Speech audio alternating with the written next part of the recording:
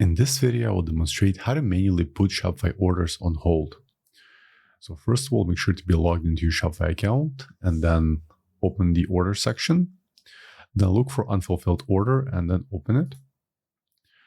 Then right across where it says unfulfilled, click on the three dots and you'll have an option to hold fulfillment. Once you press on it, you'll have to select a reason. And for the purpose of this example, let's say address incorrect, and then hold fulfillment. So right now, the order is on hold, and once it's ready to be processed, you'll be able to release the fulfillment. And once again, the status will change to unfulfilled. And you can fulfill the item or create the shipping label and so on. And in future videos, I plan to cover the same topic, but how to use the Shopify flow to automate this process. So stay tuned, and I hope you found this tip useful.